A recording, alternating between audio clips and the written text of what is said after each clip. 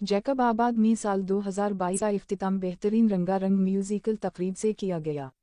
घड़ी की सुइयां आपस में मिलते ही नए साल 2023 का आगाज शहर भर में शानदार आतिशबाजी और हवाई फायरिंग से किया गया।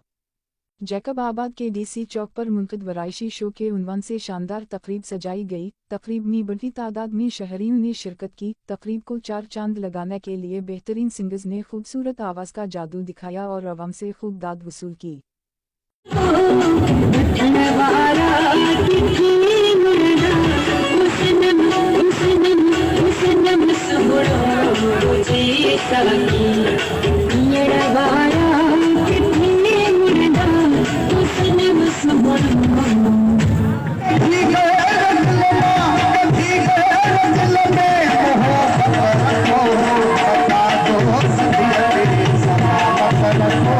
नई तारीख बदलता ही नए साल का आगाज हुआ।